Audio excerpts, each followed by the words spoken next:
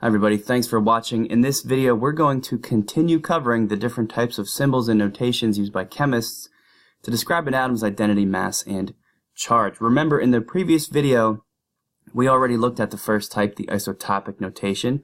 So let's start off this video with the second type. These are the symbols found on the periodic table. There's over 100 of these guys, so we're going to focus just on potassiums as an example of what you'll find there.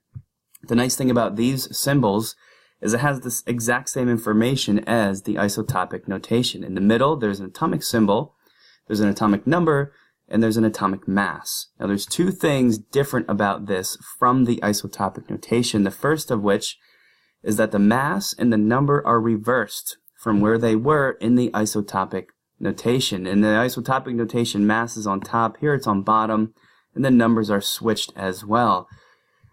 This really bothers some people, but if you always remember that the atomic number, which is protons only, has to be the smaller of the two, it doesn't really matter where they put them.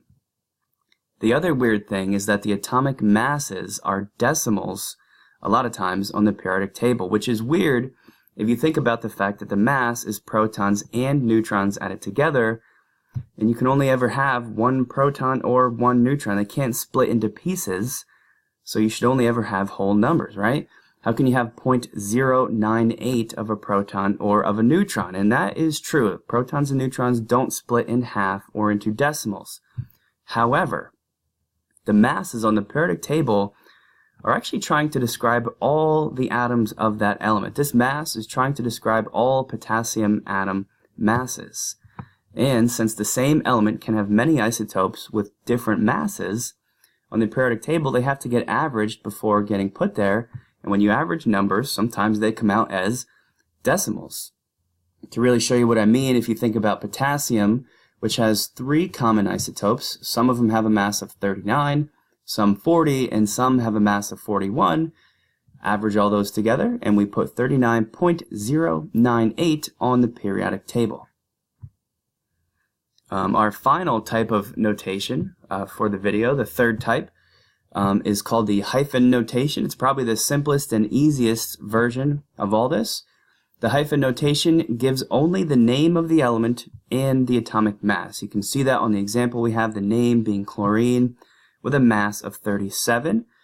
The weird part about this is that this notation doesn't give the atomic number at all. To explain to you why that's okay, take a look at these 3 different chlorine isotopes and try and see if there's anything common or similar between them. Pretty quickly, you notice that all 3 have an atomic number of 17. That's because all chlorine atoms have an atomic number of 17. That's part of the definition of what chlorine is. It has 17 protons. And since all chlorine atoms have 17 protons, this notation says, well, should we even have to put the 17? Can't we just put chlorine? And you would then know that its atomic number is 17. And that's how the hyphen notation works. The atomic number does not need to be given. All you need is the name of the element, and then you could go to a periodic table and look up the atomic number if you needed it. And that concludes our video series on atomic notations. Here's a brief summary if you need it.